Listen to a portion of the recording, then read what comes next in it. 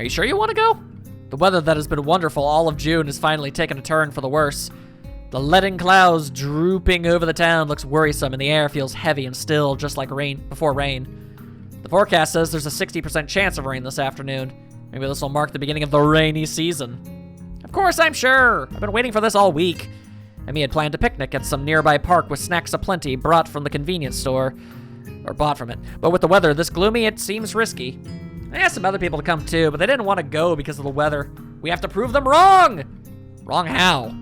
You know, like how it always rains when you think it won't, and when you think it will, it doesn't.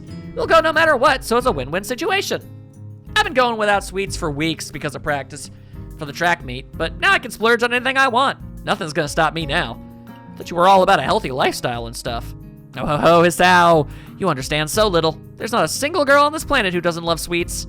I feel like that's not true. I don't like sweets. And there it is! Whoop, there it is! She doesn't count. Anyway, is this clear? Completely. We will go and eat our fill of sweets. Damn straight we will. I'm gonna have to work it off later, but it's so worth it. Emmy seems to be extremely determined about this. She's positively exhilarated, brimming with energy as always, but something seems special today. Looks like she can hardly stop herself from jumping up and down on the spot the way an Emmy do. Come on! I grabbed the wooden handle of the umbrella I brought. Oh, hey, we actually brought an umbrella this time, unlike an Emmy story. And I start to follow the two girls who seem to have no qualms about leaving me behind if I keep daydreaming. My umbrella is really fancy. The old-fashioned kind with a curved handle and a metal spike at the end. It used to belong to my grandfather. Looks like an antique, but it's in really good shape. Almost as good as new. It's really big, too. I remember how my grandfather, my grandmother, and I all fit neatly under it when a rainstorm caught us on an afternoon walk years ago when I was around 9 or 10. My grandparents are both gone now, but I still have the umbrella to keep me dry when it rains. That's sad. We walk along the road leading down from the school tower towards the convenience store, the clouds casting their dark shadow down on us. The weather seems to be taking a turn for the worse, and I'm pretty sure I just felt a raindrop falling on my head. Didn't you guys think of taking umbrellas? It really looks like it'll rain. Rin looks at her limply hanging sleeves and shrugs her shoulders. I don't have one. Besides, a little rain won't kill us. She pushes her chest out, looking very confident about herself. We aren't made of sugar. I mean, I would definitely assume that Emmy does. I thought that's exactly what girls were made of, especially considering what you're planning to gorge yourself on today. She sticks out her tongue in reply. The walk down from the school to the local shopping district is not a long one, but it's not very short either. It's all downhill, so our steps roll easily, but time stretches out nonetheless. The distance is right there in that gray area where you don't expect the trip to be quickly over with, but you aren't preparing for a long walk either. Thus, the trip is slightly too long to stay comfortably quiet the whole time, though the girls don't seem to mind. Ren walks calmly ahead, seemingly lost in thought.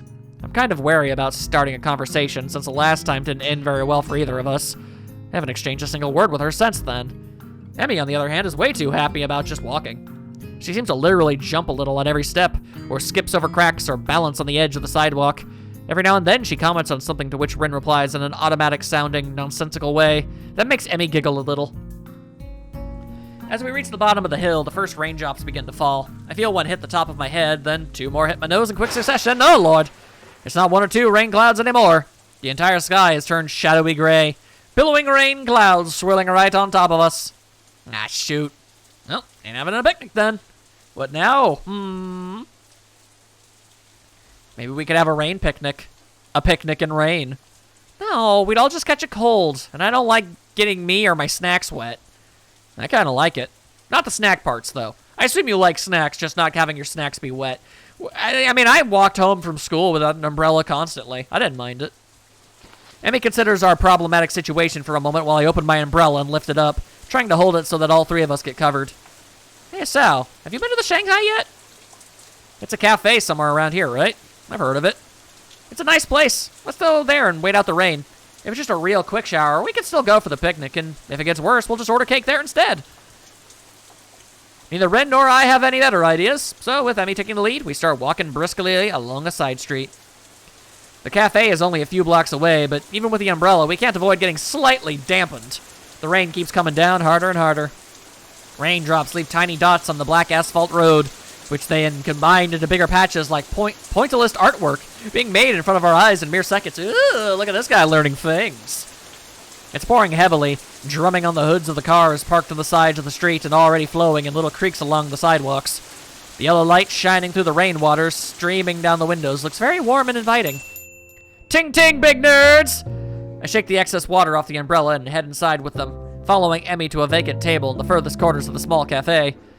This place is almost full. Apparently, other people had the same idea as Emmy, and now we're all stranded together here in this cozy little place. And then I accidentally paused again. Existential dread will have to wait, though. I'm thinking about Emmy and Rin. Varnished wood pillars and paper screens mixed with Parsian, I don't know, style tables and chairs in discordant harmony. A contrast of old and new. Light jazz plays quietly in the background, though it's mostly drowned out by the murmurs of the customers. There's only one waitress serving the full house, frantically gliding from one table to another and trying to keep up with everything. To my surprise, I think I recognize her. I watch her deliver a tray of teacups and pastries to another table taken by Yamaku students, then take an order from a middle-aged couple sitting across from us before finally turning to serve us the way she do. Yuko? It is Yuko! Hello, how it be? Now that she's close and facing me, I see that it really is her, the part-time librarian of Yamaku in full waitress attire. It's a pretty cute outfit, and she has her tied hair up in buns to match. It's a completely different image from her mousy, plain style at her other job. Yuko blinks a few times, looking confused, then remembers that she was about to say something, as she's known to do. Welcome to the Shanghai! So you work here too? I thought you were a university student or something. Yes, that too. It's a part-time job, as you can see. It's Sunday, so there aren't any lectures. Good thing too, since today has been so busy. I'm wishing for another pair of hands. Anyway, I'm in a bit of a rush, as you can see. What can I get for you today? Emmy doesn't hesitate even for a second. Her eyes glitter like those of a kid in a candy store. Tea for everyone, and cake for me! Yuko tries to stay as formal and professional looking as possible, smiling cheerily at my ravenous companion. Ah yes, today we have a choice of strawberry shortcake, raspberry layer cake, or a lemon meringue pie. Lemons! Strawberry, no, lemon! No, actually I'll take both. She looks at me and challenge. I'll just take the pie. Nothing. Emmy makes a face at Rin as though she had bitten into a lemon. Are lemons just a thing in this game? That's weird. She's clearly unhappy with her for not joining in. Oh, come on, Rin. That's not polite at all. Nothing, thank you. No, you silly. I meant that you should order something, too. I'll take a straw, then. My feet are all wet. Sorry? The drinking kind of straw. One, please. Yuko is obviously uncertain of what to think about this. She fiddles with her pen and stationery for a moment, looking like she's about to cry before deciding that we finished ordering. Thank you very much. Boom shakalaka, and off she goes. She bows down a little too deeply and scampers to safety behind the counter. After that ordeal is over with, I have a chance to relax a bit and take a better look at the surroundings. Almost every table is occupied by people happy to be out of the rain, thankfully sipping their tea while waiting to dry off like a bunch of nerds. Fragments of grumbling about the lousy weather or discussions over recent homework carry from nearby tables to my ears. Each one overlaps the other, but all covered by the sound of falling rain. After a while, Yuko returns to our table, carrying a tray with a huge teapot, 3 cups, a slice of cake, and 2 slices of pie. Thump.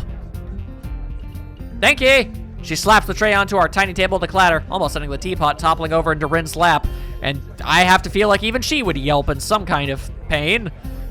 Unless it takes a while, like a really long time for it to reach her brain. It's hard to say, man. We barely recover before she bows again and leaves, hurrying off to serve the other customers.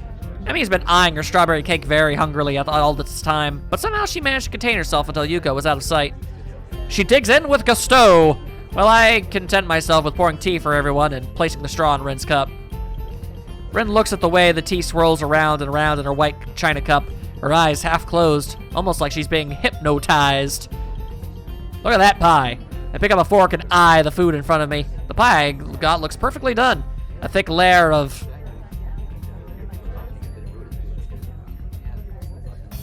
atop creamy lemon custard. After having the first bite, I pause, savoring the combination of tangy citrus and smooth, sugary meringue. I don't know.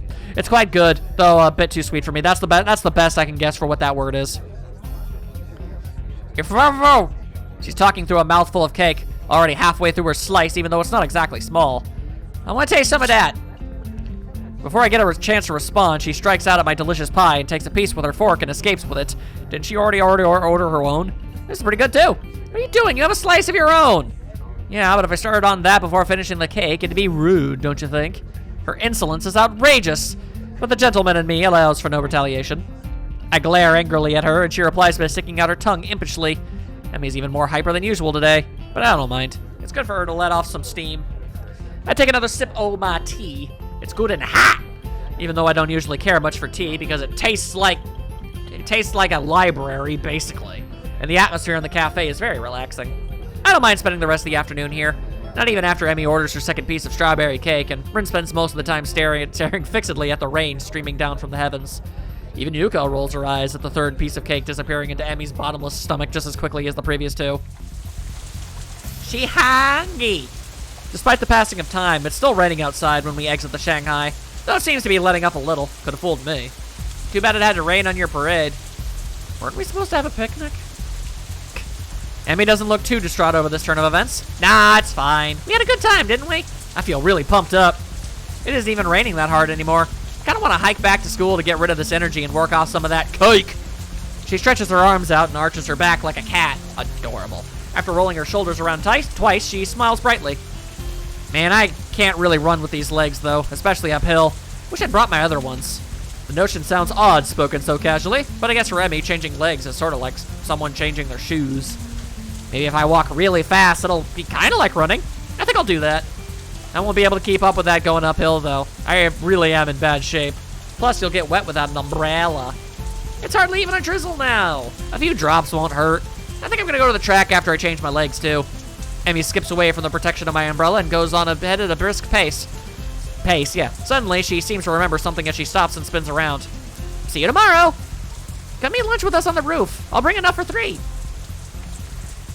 All right, bye, Emmy. Rin and I are left to watch her wave at us and skip off again. Soon she disappears around in a street corner. I'll never understand why Emmy is perpetually in such a hurry to get somewhere. So, would you like me to walk you back to school so that at least one of you won't get wet? If you're happy with it. It seems neither of us want to keep alive the strained atmosphere from the argument a few days ago in the art room, which makes me feel relieved. I don't want to bear grudges, and I'm happy that Rin feels the same way. Thus it is decided that we are content with each other's company for now, and we start walking in the same direction as Emmy, albeit at a considerably calmer pace. I get a bit closer to Rin, even though the umbrella is already big enough to shelter us both. I can feel nearby warmth providing a contrast to the chill of this rainy weather. That do be a Rin, though. Raindrops hitting the umbrella make a distinctive sound, playing the staccato melody of rainfall for nobody in particular. Staccato is my best guess. I realize I haven't been outside in the rain in what feels like forever. I inhale, taking in the scent of rain, feeling the weather with all my senses. The world melts into a blur inside the rain. The colors of the sky have deepened from gray to dark blue, with hues of red added to the mix from the sunlight reflecting off the clouds. The low-hanging sky looks pretty, as if I could reach out my hand and touch it. Have I told you how much I like rain? It's like painting. It makes me feel connected. Almost echoing my thoughts, Rin lets out one of her own. It slips out of her mouth, circling around us gently. Everything looks so soft, like the outlines of things just disappear. I like that. It's like the rain is hugging me. Her voice sounds different from usual. More gentle, now, and soft. I wonder if it's only because of the rain, or because of the mood the rain brought upon the quiet artist girl. I feel that mood in myself, too, enhanced by her words. Yeah, I like rainy weather, too.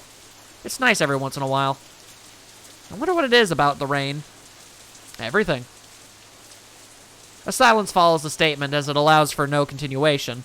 I decide to push the direction of the conversation a little.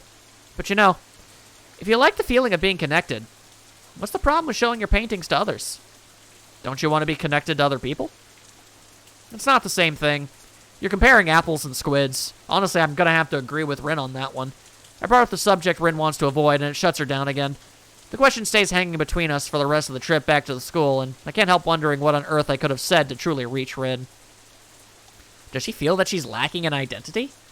She has a strong personality, but if pressed to elaborate, I'm not sure I could describe it accurately. She feels like a person who is in constant conflict with herself. I never know what to expect when I talk to her. I wonder how she herself experiences that disconnect.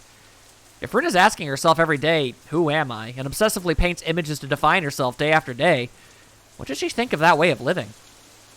The irony is that the exact same question I've been asking myself for the past 4 or 5 months. For me, it was miserable. I can only assume that it's the natural state of being for this girl. Which is not pleasant. When we stop in front of the dormitories, Rin turns to face me, as if sensing my thoughts from afar. Her gaze travels emptily past my left shoulder into the shapeless rainfall. Her dark eyes seem to suck the low ambient light into themselves like a reverse mirror. That sounds like a really neat thing to look into. The empty gaze lets nothing out. If I want to understand what's going on behind those eyes, I have to work it out myself. Rin opens her mouth and closes it without saying anything. The silence lasts for a few more moments before she takes a step towards the dorm building door. See you tomorrow. But will I see her tomorrow? I wonder if the sick irk is also a thing that's going to apply. Emmy caught a cold, and then Rin caught one not that long after. Is that something I'm going to have to get through? The next morning, like every second Monday morning until he says otherwise, I have an appointment with the nurse. They allow me to skip part of my first class in the morning, and I don't feel any shame in skipping the rest either. Rather than being thankful I get to miss world history, I instead feel dread when I think about these appointments. I wake up at the normal time anyway and wash myself in the bathroom. I share with Kenji. That's a terrible thing to have to share with somebody. Tidying my sleep-disheveled hair. I quickly get dressed and put my laundry in the basket.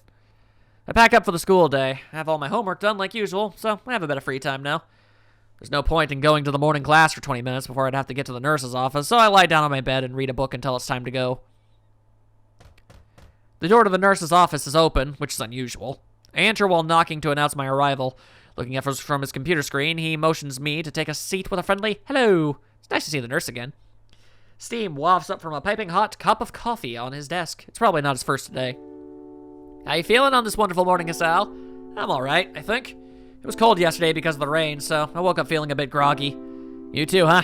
Quite a few kids got caught without an umbrella, so we've been spending time handing out masks and curing sniffles. Alright, today it's test day. Give me your arm. I extend my left arm towards him, keeping my face expressionless. The nurse ties a rubber tourniquet around my bicep with a practiced movement and briskly goes about his business with that pinchy pinchy thing. You know the thing. Man, those doctor things, you know, they wrap the thing around your arm and they pump it and it gets tied around your arm to check blood pressure and stuff.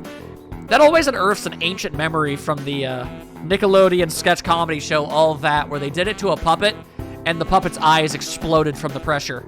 I remember that freaking the hell out of me as a kid, and to this day, despite remembering literally nothing else about that particular bit, or in fact 95% of everything else in that show, that memory is always there, and anytime I see one of those Dr. Pumpy things, I think about that puppet and his eyeballs just exploding. Dark times, man. I don't think anybody really likes getting stuck with needles, but at least I got over my distaste for them. I had to. Now I barely even twitch at the moment of truth. Once that's done, a blood pressure check follows, then there are checklists and questionnaires to go through. The nurse nods and scribbles in my answers to the questions I give them. Alright, let's have a listen now. I unbutton my shirt and put it neatly on the back of the chair as I was using while he puts on his stethoscope. I know by heart the order of places where he's going to listen to my lungs and heartbeat. I adjust my breathing to be even and deep without even being asked. It's become routine now for both of us. It's funny. This is pretty much the only time in one's life when you really concentrate on breathing and nothing else. It's always amused me. Or, I mean, if you're a professional athlete, I imagine that's probably a factor, too. The nurse lifts the cold stethoscope from my chest and places it a few inches lower, listening again. The contact of the metal makes me flinch on reflex, even though I was expecting it. He furrows his brow, but I can't tell if it's because he's unhappy or if he's trying to pick something specific out among the complex multitude of irregularities in my heartbeat. Something wrong? Please don't talk. I shut up and become more anxious. The nurse is nice, but I can't help disliking these mandatory checkups. I wonder if I'm going to end up hating all medical appointments from now on because of these. Probably. He finally lifts the circular metal plate from my chest, allowing me to talk again. Everything seems to be fine. You feeling all right yourself? Suppose. I was out yesterday when it was raining, and yeah, I really felt a bit under the weather in the morning. Maybe I caught a cold. Were you with Emmy? She came down with a cold too. My people told her to stay in bed for a day or two. Really? I mean, I was with her, but I didn't know she got sick. I guess it was a dumb thing after all for her to go out in the rain like that. Yeah, well, let's put that aside. Everything seems to check out for you, but remember to be careful. Of course, I really don't want to go back to the hospital. He catches something. maybe repressed terror, I don't know, in my voice, and glances up from some papers he was looking at. Hey, don't worry. At this stage, it would take a huge crash in your condition to get you rehospitalized. Doesn't really reassure me, but grumbling about it to him won't make any difference. I quietly take my leave. Walking along the corridor from the auxiliary building to the main school building, I encounter a young female nurse coming the other way. I didn't know there was more than one. It makes sense there would be, but I didn't know there was. She smiles at me when we pass by each other. The lobby is empty of people. No surprise, since classes are still going on. I hear muffled sounds of discussion coming from behind the first floor classroom doors. I glance at my watch. I'd have to rush to get to my classroom in time, and I don't feel like going to class anyway. So I decide to climb up to the roof and have an extra long lunch break. Amy promised she'd bring something for me today, but if she's sick, that's probably not going to happen. And I'm not feeling hungry anyway, so it's all the same.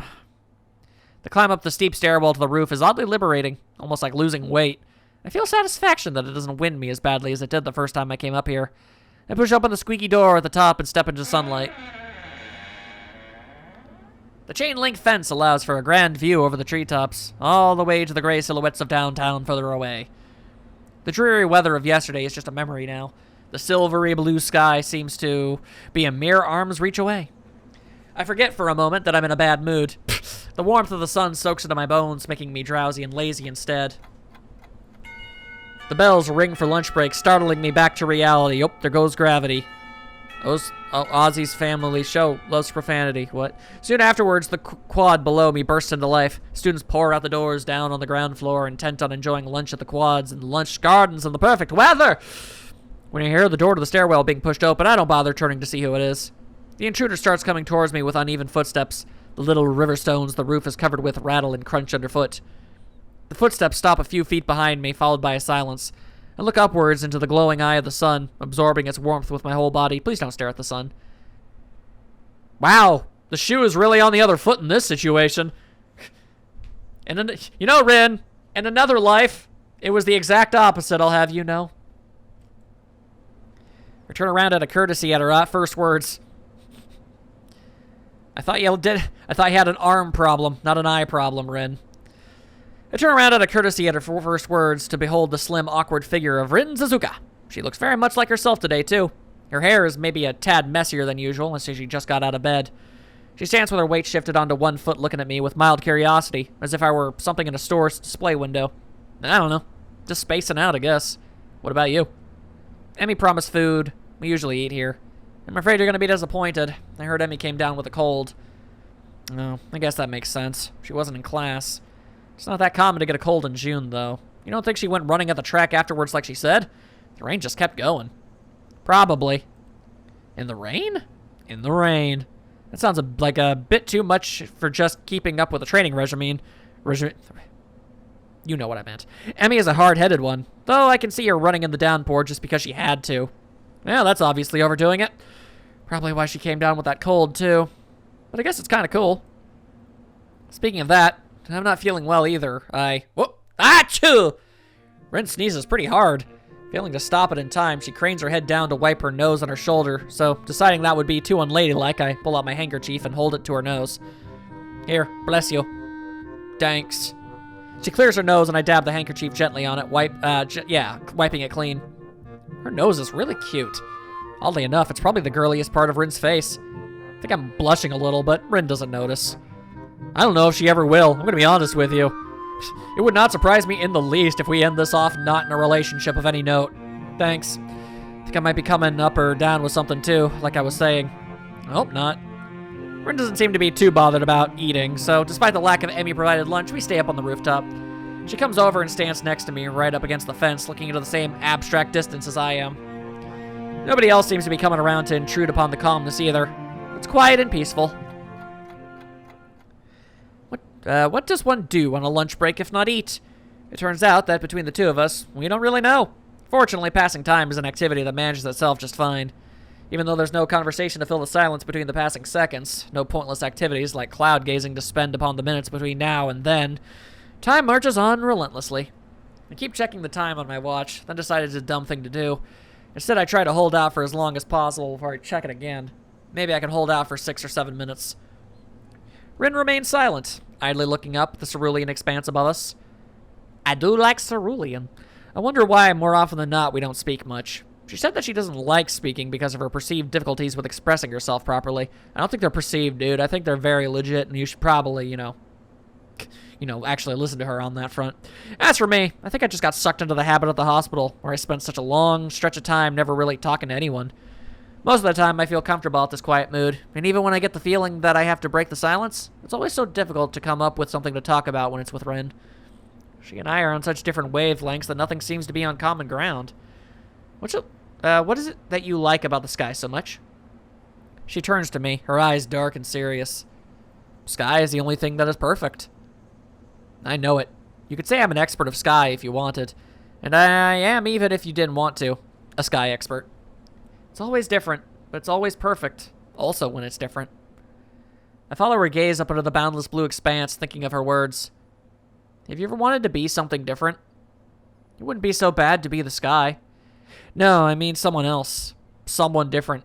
To go to a normal school like everyone else. Not have to worry about stuff. What stuff? I try to find the right words for a moment, but can't manage to form a sentence that I'd be comfortable with actually using. I don't really want to say it out loud. Try. I'm not so good at mind reading. Don't you ever want to not be disabled? She thinks about this and then shakes her head, frowning. That's a hard question. I don't know what to say. It's okay if you don't say anything. For some reason, I'm just so unsatisfied with who I am right now that I'm constantly thinking stuff like that. It's pretty hard to admit, but there it is. Honestly, I feel relieved about finally saying it aloud to someone, even if it's just Rin. I think I want to be different sometimes. I've thought about changing myself lately, but it's a bit scary, like walking backwards with your eyes closed. The difficult part is to know where your toes are not pointing. Directions. Even if I don't do anything, I'd never stay the same. It's like my old paintings. They're different than what I paint now because I'm different. But they're still my paintings, so there's something the same. That's really strange. I'm different every day, but I'm still me every day. Who am I then? Is that a riddle? If you want it to be. I don't know the right answer though, so you have to come up with it yourself. Well, it's the sky, isn't it? Going by your definition just now. I actually managed to surprise her by that. Maybe she'd already forgotten about it. That's right. But I was thinking about myself when I said that. Very strange. Could it be that I am actually the sky? I don't think that's possible. Your logic's a bit off somewhere. She looks down and shuts up, and I can see she's quickly going over the deduction mentally, seemingly unhappy with the result she finds herself at. Yeah, maybe. I'm not the sky. But it makes sense. I have a hard time knowing what kind of person I am. You're not the only one. It's like my mind is in some other place than the rest of me. Underwater? Yeah. I wonder how it got there. I have no answer, so a brief silence falls between us for a moment. I shift my gaze back to the sky above us. The last time I really paid attention to the sky was... I guess it must have been at the hospital. I could only see a thin strip of sky from the window of my room. If I walked up to the windows and pressed my face against the cold glass, the strip became bigger, but not by much. That sky made me feel sad and lonely, a reminder of the world on the other side. I wonder if there's another world beyond the sky we see from up here on the school's roof as well. I can't stop comparing life at Yamaku to hospitalization, but I really should. I'm not there anymore. The narrow sky from the window of my hospital room, the faces of the doctors, the faces of my parents, the off-white walls everywhere, Awanako's letter echoing the word she never said. They're things in the past now. I wish I could forget everything up until now, and that time would stop completely. There would be only me, Rin, and the sky, an eternal lunch break on this rooftop. Perfect, unchanging, forever. I'm not sure if I like or hate this school. I could have gone to a normal school if I wanted, but I chose to come here. Why? I just decided I would. Kind of like melon or plum jelly. Do you think it was a good idea? I mean, there are a lot of good things about the school, but I think there are a few bad things also. I know. I kind of collect people because they're interesting. People here really are amazing. Most of them, but not all. Some people can't take it. They hurt too much, and it gets really bad sometimes, you know? They hurt. I wonder if you're like that too. I hope not. I don't like things like that.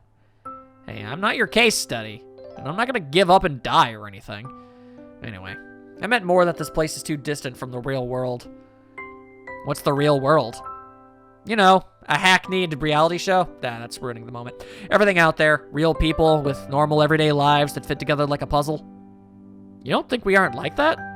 Real people? Maybe we aren't. Well, no, we are. I just meant that it feels more like we're the leftover pieces. Ren thinks for a while, her almond-shaped eyes narrowing as she bites her lip a little bit like a child. Is it hard to be disabled? Her question earns a dry chuckle from me. You tell me. You've been in this business a lot longer than I have. She thinks about that for another while. I don't really feel that disabled. I mean, I do pretty much everything differently, but it's not that hard. I can always practice. I've started to practice food things this year. I think I'd want to learn to cook in a real kitchen someday. That's admirable, but I don't think it's just a state of mind. Maybe not to you. I have no good counter to that, so I concede by falling silent. The situation is making me more and more confused. I know what I want, but don't know how to reach it. Ren seems to believe she can simply will herself into the shape and she thinks she needs to be, but can't decide whether she wants to be a bird or a butterfly. I think, in the end, I'm not really that happy with who I am either, but that doesn't mean I regret being who I am. That's the thing that's wrong with you, Hisao. I've only started to process that rather blunt statement before Rin suddenly hugs me. What are you doing? I've never been hugged by a girl with no arms before. To be honest, it doesn't really physically feel like a hug. The awkward way she presses her body against mine and the lack of embracing arms makes it feel like she's fell on top of me. But the warmth of a real hug is still there, and that's how I recognize it for what it is. I'm hugging you, Hisao. Well, I know that, but is it wrong? I thought this is what you're supposed to do. I'm not really used to this kind of thing. The first time Emmy hugged me, I got surprised and kicked her in the stomach. I can kick pretty hard, so she hasn't been hugging me an awful lot after that. It's not wrong, no, it's just me. I think things are a bit hard for me for the time being. I can't seem to react properly to anything. Really? So it is hard being disabled after all? I guess she has me cornered there. I don't have the energy to start arguing against it, but I feel like I have to get something out. Well, no, it's not hard. I think it's just me overthinking things. I really wish I didn't feel so sorry for myself all the time. I wonder if I was always this fragile, or if I became this way after my incident. Nothing had ever truly shaken my world like that before, so there's no telling. Rin presses her cheek against me tightly.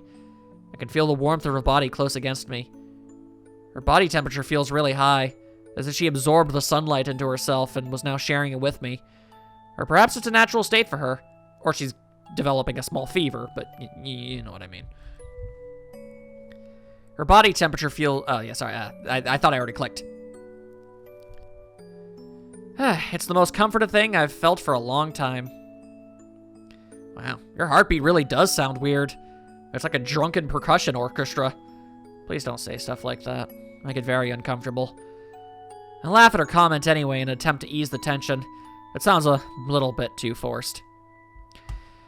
And I'm sorry I'm such a mess. It's okay. It's the best part of you. Hearing that doesn't make me happy. She breaks off the hug and settles down. An awkward silence falls upon us like a blanket. Me feeling embarrassed about myself and Rin trying to arrange her expression to something she likes. One last time I glance upwards. That was unbelievably cute, by the way. I just want to point that out. This rooftop is really great. It's like I'm just a little bit closer to the sky. I know a better place, but you can't go there on lunch break. I could take you there sometime if you want. The bell rings for the beginning of the afternoon classes, and Rin stands up to make her way downstairs. I don't hurry after her, deciding to stay up here for just a little while longer. Thanks for the hug. Thanks for not kicking me. After Ren leaves, I finally let tears roll down my cheeks and cry for my condition for the first and only time in my life. Then I cast away that hollow person lying on the hospital bed forever. Wow. That's pretty deep, honestly. I like it.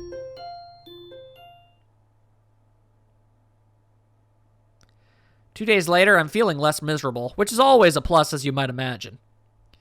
I even go for a long, brisk, healthy walk like for a long, brisk, healthy walk like the nurse recommended, something which I had avoided and dodged with all sorts of excuses before. I feel more active in class as well, delighting our science homeroom teacher, Mr. Muto, with correct and promptly delivered answers. Sorry, mildly. My brain was going a mile a minute for something else there for a second. I have a lot on my mind. The break right now between the 2 morning classes is too short for any sort of meaningful activity, but too long to just spend it sitting in the classroom and doing nothing. Going out into the hallway isn't much better, but flexing my stiffened muscles is a better use of my time than letting them get even stiffer by staying seated. The door of the neighboring classroom door opens, and the students of 3-4 emerge to further fill up the already semi-crowded hallway. It seems their teacher kept them in for a few extra minutes. Emmy is among them. She notices me noticing her, which almost makes you look away on reflex. I don't, however, and Emmy smiles at me as she happily skips towards me past the other students. She's still mad cute. Emmy looks pretty energetic, showing no sign of illness whatsoever. Seems she recovered from the cold. Hey, good morning. Nice to see you back on your feet. Oi, feeling better now? She looks fine to me, but I still feel compelled to ask. Thanks! And yeah, I do. It was just a cold, nothing serious. Emmy laughs confidently. Man, imagine if I came back and did Rin first and then Emmy, recontextualizing everything that I know. It's really best not to think about it that much, though. Let's just think that this is an alternate world where things work out just fine for her in the end. I like to think that that's the case no matter what we end up doing. I wonder for a moment what would count as serious in Emmy's book. Seems to be eager to put that topic aside, though. Where are you going? Off to Rin's room to see if she's awake yet. Oh, she skipped the morning class? A sheepish smile emerges on Emmy's face and she gets slightly flustered. Not exactly. It seems she caught the cold that I had. Sorry to hear that. Well, she was out in the rain on Sunday with us, after all. I saw her on Monday, and she was feeling a bit under the weather back then, too. Yeah. Anyway, I'll ask the nurse for some cold medication to give her if she doesn't get better soon.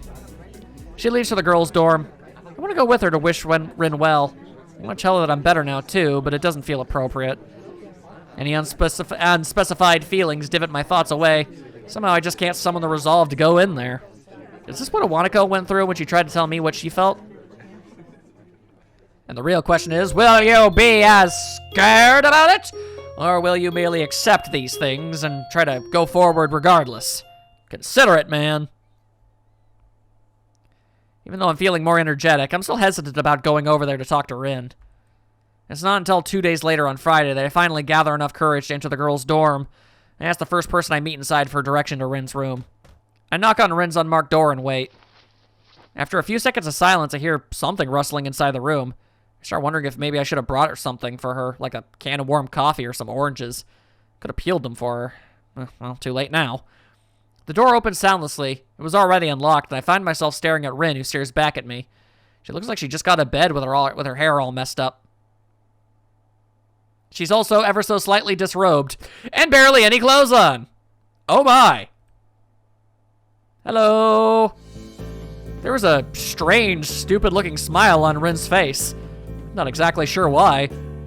Rin smiles so rarely that it seems to be out of place every time, especially so now, given her partially undressed state. Said state makes me feel extremely conflicted about whether or not this was a good idea. Her cheeks are flushed rose red, contrasting with the milky pale complexion of a person who doesn't get enough sunlight. Her forehead looks sweaty as though she might have a fever. Is she in a state of delirium? Hi. Now what? I didn't plan anything further than this, and Rin is staring at me with those expectant eyes of hers again. Something about this situation gives me very strange vibes. Her eyes are even more vacant than usual, and she seems to have a hard time focusing them on anything. The lack of clothing is disturbing, but she herself doesn't seem to be bothered. Why should I be? I keep telling myself that. Doesn't work as well as I'd hope. Oh boy, I thought I'd pay you a visit since you haven't been at the art club, and I wanted to talk with you and wish you well. Rin doesn't show any signs of recognizing what I just said, making me wonder if she actually understood my words or if she even heard them. Maybe it's the fever making her groggy. She might have actually been asleep before I came over. Okay. She turns on her heel and withdraws from the door, walking back inside the small room. From the doorway, I can see her walk to her bed and half fall down, half sit down on the messy pile of bedsheets. The open doorway seems to be more of an obstacle in my mind than the closed door was, but since Rin doesn't say anything else, I step through it and into her room. Oh wow, it's actually fairly decorated. Rin is on her bed, leaning against the wall, leaving the only chair in the room for me. She keeps quiet even after I sit down, so maybe she meant to invite me in, but just forgot to say so aloud? An implied invitation, as it were? Hard to say. Very exciting. Nobody has visited me before. The breaking of the silence draws my attention from the room to its inhabitant, who currently seems to be in the middle of a very profound thought process. Actually, that was not true about visiting, but Emmy doesn't count even if she visits. She always pampers me too much. I think she's having too much fun. I think I've forgotten how to put a bra on by myself.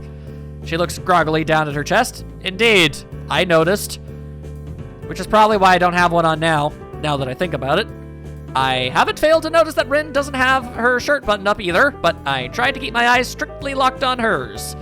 It's rather evident that she's not a very body-conscious person. My own body, however, is quite conscious of hers right now.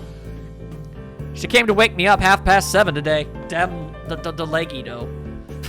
Can you imagine that? She pauses for a while and glances at my dumbfounded face. On second thought, you probably can. It's not like that reverse rainbow fish I tried to imagine earlier. That was hard. Well, yes, that seems like a pretty normal time to wake up if you want to go to class in the morning. I'm trying to sound as reasonable as possible to counteract Rin's unreasonable annoyance. Told her to sod off. She gave me those meds and told me to take them. I follow her eyes to the night table and then to the pill bottle sitting on top of it. I pick it up and turn it around to look at the label so I can see what kind of medication Emmy brought. Active ingredient. Codeine? You took all of these? No. Yes. I've been eating some since there's so many of them. Seems to make this thing not so bad. Actually, I think I'm feeling just fine. Her head lolls around and around. I think she might be, for lack of a better term, kind of high on cold medicine. Huh. Making it look like she's either trying to stretch her neck muscles or possibly pass out? She took several of these pills? Can that be safe? At least it's bound to have some side effects, which I'm afraid I'm witnessing right now. I'm feeling just fine. I am fine. Just someone take this buzzing away from my head. I can't think straight. The annoyed expression returns to Rin's face. It's like many of those insect things, or one really big insect thing, with lots of wings, very much color and everything. Many much moosin. What's the word for those? Oh, never mind, I remembered. It's butterflies. She smiles slightly at her last observation. The small pause in her monologue is not long enough for me to dare say anything, to say something that could potentially, but not likely, salvage this discussion. I love butterflies. They are the best animal. Did you see any on your way here? Hisao. She utters my name as an afterthought, possibly to make clear that she is now addressing me instead of just speaking her mind to whoever might be listening. This odd situation has left me speechless, more or less, since the moment Rin first opened her mouth.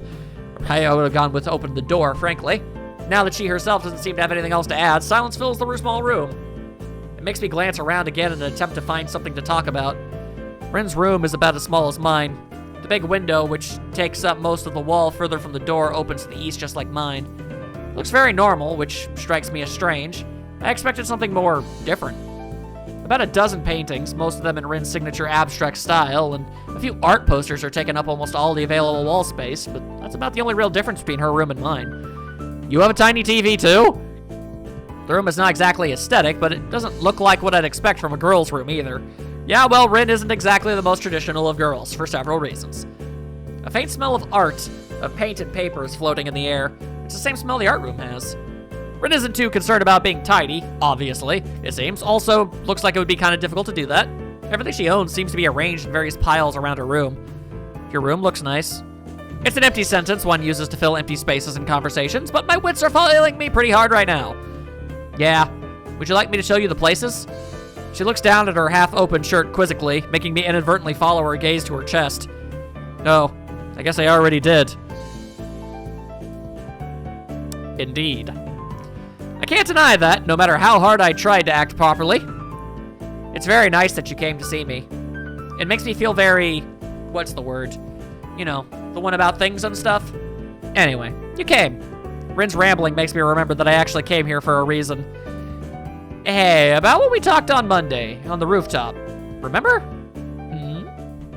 Rin doesn't seem to be exactly attentive right now, not that she ever is. And I plow ahead and get it off my chest anyway. I just wanted to tell you that I'm not I just wanted to tell you that I'm going to be better from now on, I guess. I hate being pathetic, so I decided I'm not going to be anymore. I guess that's all. Okay. Isn't that good? The blurry words flow out of her lips slowly and uncontrollably. I'm happy for you, I think. That's what I think. You shouldn't look so sad all the time. I mean, looking sad is fine if you're, looking sad is fine if you are not sad, but you look sad like you're actually sad. But she's actually saying weird things. That's no good. Are you going on some training camp where they make men out of boys? Or mountaintop meditation? No, I don't think so. I guess that's fine too. The sentences come out of her mouth and probably her brain one at a time with a small pause between each, making her gibberish hard to understand. I just think this seemed like a good idea. Maybe it's not. Rin finishes with one more line, getting to say the last word over herself. An impressive display of what I can only describe as mental shadowboxing. While I'm embarrassing myself, might as well tell you that I'm sorry that I have said some stupid things to you last week. It's your own business to decide what you're going to do. She seems not to register my words first, but then understanding lights in her eyes, and she waves her head around in a way that could be interpreted as anything. It's okay! I probably said stupid things too. It's just sometimes a bit hard to keep my thoughts the way I like them. They are not very straight, at least most of the time. Not that I want to have them straight, I just wish they were at least in some shape. Round is fine too, but I need more definition. My thoughts are very messy. Messy. Rin has plopped down, boom. She repeats the word melancholically, then flops down on her bed and nuzzles her head against her pillow, shutting her eyes. Enough, tired. You should go. I'm going to sleep again. She opens one of her eyes to look at me. Was it you who likes to look at sleeping girls, or someone else? Okay, well, first of all, technically, yes, because that's what you accused me of in the past. But no, because I don't. That's the story, anyway. Maybe there were many of those. I can't remember. You can stay if you want. No, I'll leave. I have to do homework anyway. I stand up from the chair and take a step towards the door. Wait. Her request stops me in my tracks, not that I intended to scoot off right away. I look over my shoulder at the girl lying on her bed, again with the strangest kind of smile on her features. She should smile more often. It is very cute, true. I can walk you to the door. It's the least a gentleman can do. Rin giggles like a little kid, making me beyond absolutely certain that she took far too much of her cold medication today. I've always wanted to say that. Slowly and with difficulty, Rin first rises to sitting position, then she stands up with even more difficulty and more slowly still. As if guided by some masculine automation, my eyes instantly lower to the curve of her thighs. Striped panties, at which my manners force me to lift my gaze back up to Rin's eye level, with only a short pit stop at the chest area, as you do, moving on. It's getting almost too hard to do that. Rin is standing, although barely. It looks like she has trouble keeping her usually decent balance. Again, probably a side effect of the medicine. She takes an unsteady step towards me, then another smaller one, as she notices that it's not a good idea to try to take big steps. I feel my muscles tense as I prepare to catch Rin if she falls down. What? She manages to take 2 more steps before she falls against me. To my surprise, neither her downwards momentum nor our slight height difference are able to stop Rin from pressing her heart-shaped lips squarely against mine. As our lips part after a confusing moment of nothing but the taste of Rin, I look down at her trying to find some explanation for this bewildering event. The euphoric smile of a madman broadens on Rin's lips again, and I wonder if I'll remember this tomorrow. I am absolutely stumped on how to respond. Rin takes a step backwards, separating her body from mine and making me only now realize that they were even connected in the first place. The second step is actually a fall backwards, luckily straight onto her bed. The soft thud Rin's body made against the mattress breaks the silence. I move quickly over to her to see if she hurt herself, only to be met with the peaceful face of dreaming. Rin sleeps. I don't know why, but something about just that phrase, Rin sleeps, is just kind of funny to me. She's lying diagonally across the bed, but somehow managing to have simultaneously fallen asleep while standing up and fallen down in a way that she didn't injure herself. Practiced. Fool's luck, or is it maybe she's done it before? I tuck Rin in, covering her with the sheets as well as I can. She feels very light, even though I'm not that strong. I'm not sure how much arms weigh, but I imagine that probably helped. I stand up to look at her. The oval-shaped face, the dark eyelashes shut against the feverish cheeks, the slender body covered with the pale sheets. Rin sleeps. Conflicts, plural, churn inside of me. I think about calling a nurse to keep an eye on her, but decide against it. After taking one more glance at her peaceful face, I decide that she'll be fine. I do pocket the remaining pills, though. I exit the room and close the door soundlessly behind me.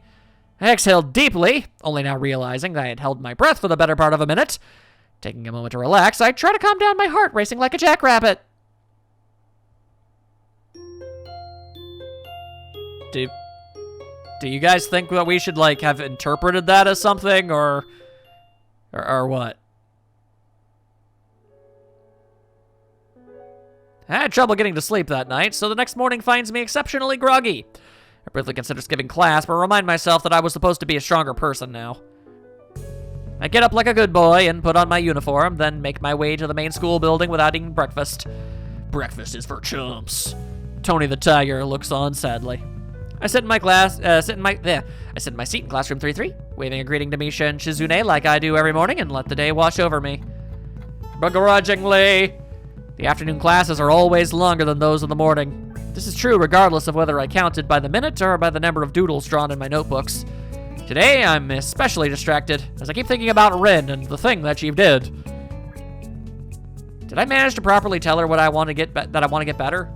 Did she understand a word of what I was saying? I think about the kiss we shared and what that means. She was so out of her mind, so it probably means nothing, but we've been getting closer lately. What does that mean? I think about Rin more and more nowadays. What if she thinks about me? The ringing of bells makes me flinch and then realize that haven't been paying attention during the latter half of class at all. I look at the assortment of sketches traveling up and down the margins of my notebook, the only thing I got done in the last hour. Feeling vaguely disappointed in myself, I pack up and get to the hallway. Suddenly, Rin is there. Egods. Rin is standing right outside the door, her presence stopping me in my tracks as soon as I spot her. Her posture is relaxed as always, but I suddenly feel like I just ate a crowbar, having a hard time meeting her gaze. Doesn't seem to have any trouble looking at me, but those dark eyes are making me feel flustered for some reason. I think you finally register and accept the fact that she is of the female type and that you might be of somewhat attraction to her. I feel like that might be the case. Although I do have to wonder if she actually remembers anything. Is kind of hard to tell. It's hard to look straight at her, so I turned my face away a little. I don't know what one should say in this kind of situation. Then again, I rarely know what to say to Rin in any given situation. Interesting that. Hi. Hello. I try to get rid of the awkwardness in my voice and invoke a more natural way of speaking. I suddenly worry about where I should put my hands. It feels like they're in the way somehow. How you feeling? You were pretty out of it yesterday. I'm okay. What do you mean yesterday? You don't remember? She tilts her head to the side like a bird, looking somewhat confused. Remember what? I have a pretty bad memory. About yesterday. What about yesterday? I came to see you and... I don't remember that kind of thing happening. She really doesn't remember? I don't know if that's a good thing or a bad thing, but I feel disheartened all the same. I remember that I promised to show you one place, though. Did that happen for real? Maybe I just think that I remember that and I really don't. No, that was real too. Okay. Do you want to go? Now? Yeah. Well, sure, why not? Is it far? It's not. Together, we walk downstairs. She's an interesting gal.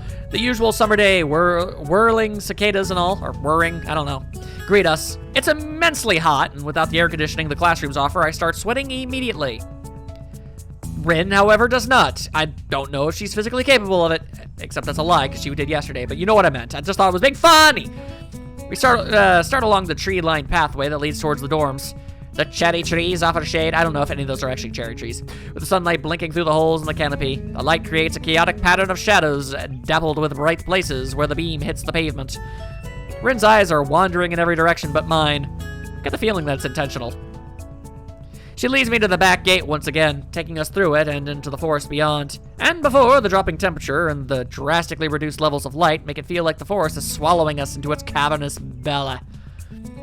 We head uphill along the same path as last time, snaking around trees and boulders, over roots and rocks past wild undergrowth.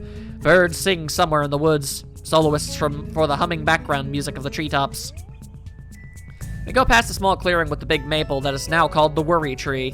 The climb steepens, then becomes easier again. I have to stop a few times to catch my breath and hurry after Rin, who doesn't stop to wait for me. Soon I'm out of breath again. Suddenly the trees end and we emerge from the forest. The boundaries of the woods is sharp and abrupt, as though a line had been drawn to mark it.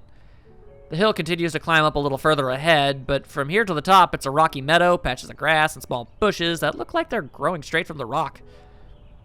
We soon reach the highest point with the forest behind us and the view to every direction opening in front of our eyes.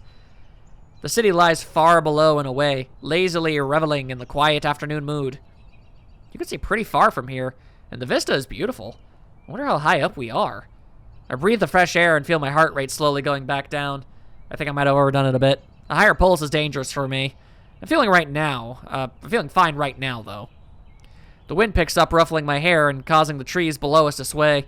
It makes the grass undulate in waves as the breeze sweeps across the hilltop. Sun shines from the open skies upon us, a few clouds passing by to shadow it. What was painful heat before is now gentle warmth. I take a good look around. The hilltop is pretty in the way nature often is. Unplanned harmony found in the natural arrangement of things. The most striking feature is the abundance of small yellow flowers. They're literally everywhere in the small meadow. I can't help commenting on it. Wow, a lot of flowers. Yeah, do you know this kind? They'll fly away. Yeah, dandelions. There are not many of them at the school because they cut the grass so often. Nobody cuts grass up here. The fragile-looking flowers will soon turn white and fluffy like cotton, and the wind will carry their seeds away. I crouch down to look at one tiny yellow flower silently basking in the sunlight, loving in the moonlight, having a wonderful time. Ooh! There's not a hint of white yet, so it's still waiting for its time to be fulfilled. I brush my fingers against the delicate yellow petals, feel the soft texture in my fingertips. Feels nostalgic somehow. I hear Rin approaching from behind and stand back up to face her. She has a weird look on her face. Something on your mind? I don't know, it's just...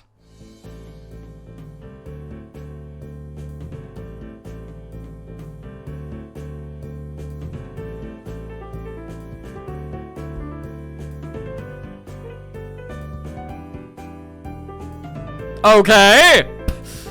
Wow, that's a torrent! I can only assume she's saying this incredibly quickly. I'm probably gonna stumble over my words a lot when I do this, but I'm gonna give it my best anyway. Let's go. 3, 2, 1, deep breath. You just look so sad all the time and become upset so easily, and it makes me confused, and I don't really remember much about yesterday except that you came to my room, and that's why it might be because of me. So if it's because of me, I think that I know why. It's because people don't really like talking to me, and you might be the same, and that would be sad. I know that people and I'm talking about others, then Emmy too always say that I'm strange. My brain. And that I talk strange things, so I thought I'd try not to say strange things, but that just makes me think more and new and strange and colorful, and that was not a good word, but maybe you understand anyway, and odd things, so if I want to say something, I don't really know how, and then the words are not the same as the thoughts because something goes wrong on the way out, but it's not like the thoughts are really the thing I should be saying. It's more like the idea of the thought or the feeling of the idea or the idea of the feeling, but it's not really any of those either because there is no word for it unless I invent a new one, which is not really useful. So I've been thinking if doing things is better than saying so, maybe because yesterday I took those pills and I was feeling a little strange, I might have done something that I shouldn't. Besides, I don't even know if it would be any better if I could just say that thought. There is no telepathy. I could just say the thought. There is no there's no grammar. There is no telepathy. That's real telepathy, isn't there? I think it'd be terrible and useful at the same time, but right now I wouldn't mind because misunderstanding is so easy, but understanding is not, and I grasp her shoulders and squeeze her hard to make her stop. I don't have the capacity to take all that in at once. Ren shuts up instantly. Take a breath. I'm not upset. Why would I be? Just a little confused. It's all right. I wonder if I was making a face she doesn't like again. I guess I've been thinking about yesterday all the time. Maybe I looked weird. I wish I had a mirror with me at all times. No need to get it all said at once. I'll listen, even if you talk slower. It just came out. Sorry, I'm okay now. I just wanted to say something. I didn't mean that much. Basically, Rin doesn't entirely remember what happened yesterday, but she feels like she might have done something horribly wrong and feels bad and has no idea how to go about approaching that. It's weird, isn't it? She looks at me with a surprisingly timid expression, one that I haven't seen before. I can't help but laugh a little. Yeah, it's weird. You're a pretty weird person, but there's nothing wrong with that. Thanks for being worried about me, but I'm gonna get better. I told you that yesterday, but I guess you don't remember that either. I don't. I wonder what else I forgot. Hopefully nothing important like my own name. That'd be terrible. Well, you kissed me. I did? Yeah, you did. On the lips. I try to sound as matter-of-fact as I can, but I worry that I might be blushing again. Did you kick me? No, why would I do that? Then it's all good, right? It's okay, right? I didn't forget my name? Yeah, it's okay. I wish I was more suave so that I could come up with a better follow-up to that, but nothing comes to mind. It's a good thing that Rin has more to say. It makes me feel relieved somehow. I think I should say sorry. I'm really bad with people. Some things are hard to understand, like jellyfish. Do you understand jellyfish? I guess not. People are like jellyfish to me. I don't understand. Now it's her turn to make a face I don't really like seeing. I've never really had friends. Oh. Huh. I mean, I think I know what I need to say.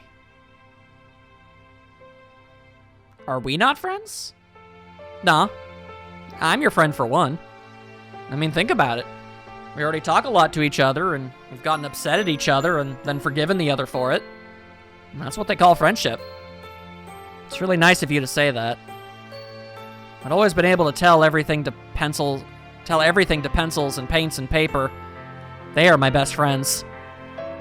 It is harder with people. I have to use words. That's hard for me.